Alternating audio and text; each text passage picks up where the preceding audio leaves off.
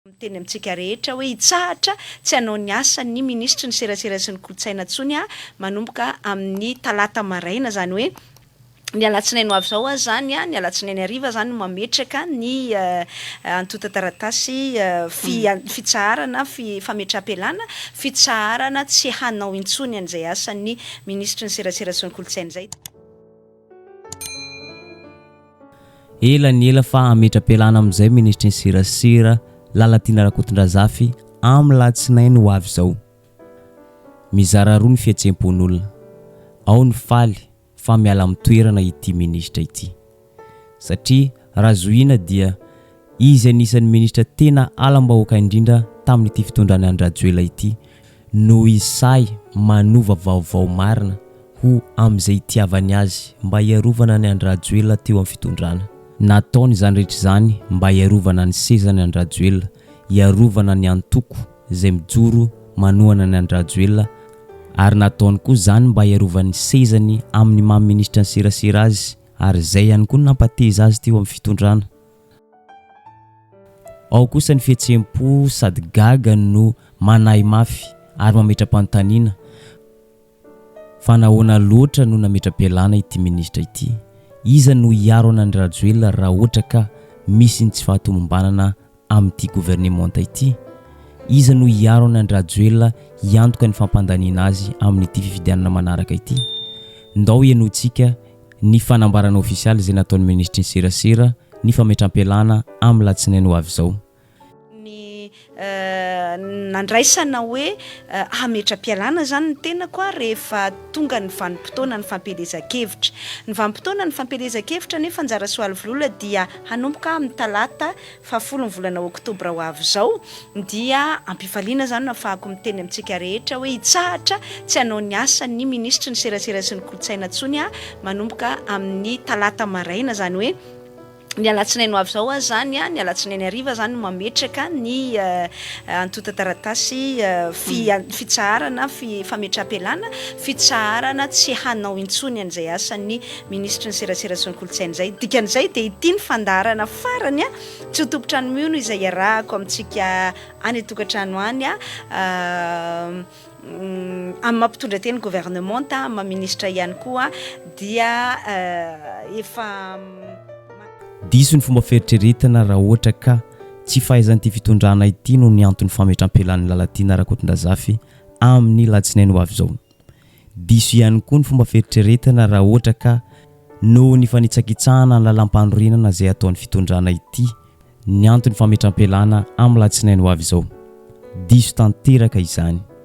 Ny tena marina ny lohabavy izy fa resy lahatra ny amin'ity larana fahatelo ity dia i Andrajoela ny antoko politika freedom izay tarihany Lalatina Rakotondrazafy, ary anohana tsy misy fepetra atao izay fomba rehetra ampandaniana an'Andrajoela amin'izao fifidianana manaraka izao. Araka izany Lalatina Rakotondrazafy vonina ary efa nanapa-kevitra hanao propagandy miaraka amin'ny Andrajoela manomboka amin'ny talata ho avy izao. Ho fanajana ny lalàna dia tsy maintsy mametra-pialana mialohan'ny fifidianana ny ministra ny serasera, ary ho asehony zany amin'ny latsinainy ho avy zao ampisehoana vahoaka malagasy fa tena manaja lalàna ity ministra ny serasera ity.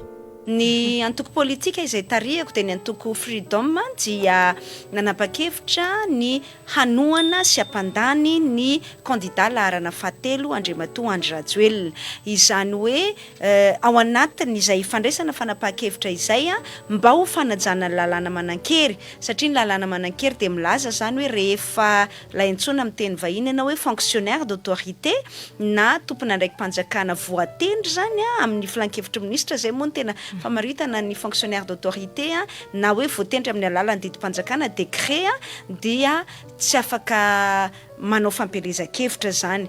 Kanefa mba ahafahana manao fampelezan-kevitra zany satria amin'ny filohana ny tokony tena amin'ny faharesen-dahatra amin'ny candidat laharana fahatelo dia nanapa-kevitra ny tena koa hanao fampelezan-kevitra. Tena fanapa-kevitra manokana zany ho asy ho an'ny antoko izay tarihako ny nandraisana hoe hametra-pialana zany ny tena koa rehefa tonga ny vanim-potoana ny fampelezan-kevitra.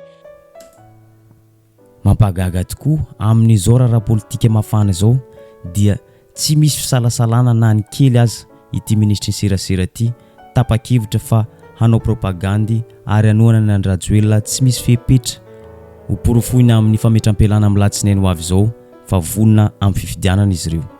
Fanontaniana dia izao, ho isy ve ny fifidianana? Raha manaraka tsara ny raharam-pirenena isika, mafana dia mafana, mitokona ireo antoko politika sy ireo vondrona kandida izay hirotsaka ho fidiana amin'ity 2024 ity no ny ayay ny isiny alabato satria efa tsy miafina tsony fa miandany amin'ny kandida tokana ny HCC, ny CENI sy ireo tompon'andraikitra maro hafa misahana fifidianana. Tsy toky ary tsy mankasitraka ny gouvernement izay tarihany Tsay Kristia ihany koa ireo andian'ny kandida 220 ireo ary tsy manaiky ny firotsaka ho fidiana ny Andrajoelina izay manana taratasy vahiny. Manoloana izany, nametra-panontaniana tamin'ny Lalatina Rakotondrazafy ny mpanao gazety ny TVM Télévision Nationale hoe ho isy ve ny fifidianana? Dia ahoana navalin'ny Lalatina Rakotondrazafy manoloana an'izany fifidianana izany? Tsy misy fisalasalana ity ministra ity ny laza fa tsy maintsy misy ny fifidianana ary tsy misy mahasakana an'izany. Ny laza mihitsy Moïse hoe nietsika izay ataon'ny collectif des candidats ireo dia tsy misy fiantraikana amin'ny fifidianana velively. Ireny hetsika ireny dia tsy noho ny Andrajoelina manana taratasy vahiny fa noho ny tahotra fifidianana. Ka noho izay tsy maintsy miroso isika hoy Lalatina Rakotondrazafy. Fa hisy ve sa tsy hisy ny fifidianana? Isy ny fifidianana ka tsisy adevitra mihitsy ary tsisy fisalasalana na ray segondra azy. Ny fikofokofoana kely etsy sy eroa, ny etsiketsika kely etsy sy eroa izay atao na andiana na candidat dia tsy mahasakana velively mihitsy ny firosoana makamin'izay fifidianana izay tsy mahasakana ny voamira maleo tena tsy karakara ny fifidianana ary voandroany. Ary izay zavatra resahan'ny Lalatina Rakotondrazafy izay dia manamafy ny teny izay nataony Andrajoelina nandritra ny famoriam-bahoaka izay nataony Tetsy Ivandry hoe ny kandida Andrajoelina dia efa vonona, ara-tsaina, ara-batana hiatrika ny fifidianana, hiatrika propagandy amin'ny herinandro ho avy izao ny talata 10 volana septambra 2024. Dia anomboka ny fampilezan-kevitra izay atao manerana ny Madagasikara ary efa niomana amin'izany na ara-tsaina, na ara-batana, na ara-panahy. Fantatry ny mpifaninana amiko izany, fantatra zareo tsara zany.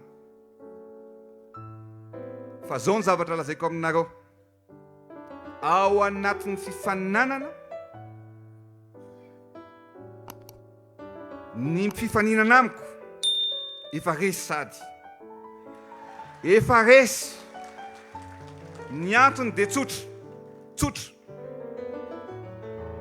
ny azy sy ny an-jareo dia ny fankalana no vetesiny, ny fanaratsiny no vetesina ny soa atao ihany koa. Dia mahita ny zareo dia ozy zato anatiko ato hoe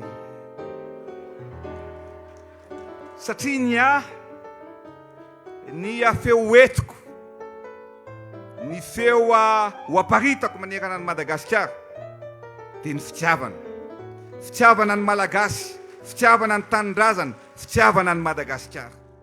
Ary efa miparitaka manera ny tambazotry sosialy ny affichage ary izany dia tomboka iny faritra avaratry ny nosy iny satria fantatry izy ireo fa iny afaratry ny nosy iny dia tsy dia miraharaha, tsy dia mivakiloha amin'ny raharam-pirenena izany ary izy ireo dia tena mankafy ambiance, tsy andiso fanantenana azy ireo velively Andrajoelina. Porofon'izany hitantsika amin'izao affichage zao dia misy artista maromaro no anao fampisehoana amin'ity fanokafana propaganda ity. Ahitantsika ny Big MG, César sy ireo mpanakanto malaza maro samihafa anao fampisehoana sy anome ambiance 100% amin'ny talata ho avy izao. Eto ampamaranana dia zao, tsy azo lavina fa ity fitondrana ity dia manao izay fomba rehetra ampandehanana ny fifidianana satria fampelantanan'izy ireo ny fitaovana rehetra ampandaniana ny Andrajoelina. Ifampelantanan'izy ireo ny HCC, ny CENI, ny fitsarana, ny miaramila, zandary, pôlisy sy ny maro hafa sy ireo tompona ndraiky mpanjakana isan-tsokajiny. Raha tsorina amin'ny fehezanteny tokana izany, efa vonona ny ampandanany Andrajoelina amin'ny alabato sy hosoka. Eto dia mitodika amin'ny vahoaka malagasy rehetra manerana ny nosy, fa indrindrandrindra ireo izay mipetraka iny avaratry ny nosy iny. Tongava saina isika fa ararotin'izy ireo ange ny fahatsorantsika, ararotin'izy ireo ny tsy fahaizantsika, ararotin'izy ireo ny tsy fahafantarantsika ny tena zava-misy sy ny lalàna velona eto amintsika. Eto dia mampatsiahy ny vahoaka malagasy rehetra manerana ny nosy, ny tolona izay ataon'ireo vondrona kandida 12 dia tolona ho an'ny tanindrazana, tolona ho an'ny vahoaka malagasy tsirairay izay tsy afaka midina an-dalambe. Tsy azo ekena ny olona manana taratasy vahiny no hitondra ity firenena malalatsika ity. Tsy azo entina vazaha intsony ity firenena malalatsika ity. Eto dia miray fo sy miray saina tanteraka amin'ireo kandida 12 manao ainy tsy ho zavatra anavotana ity firenena malalatsika ity, lavitra ny vahiny, lavitra ny mpitondra vazaha. Zay ny videontsika androany, aza dino misabone sy manisy izay amin'ny videontsika amin'ny manaraka indray.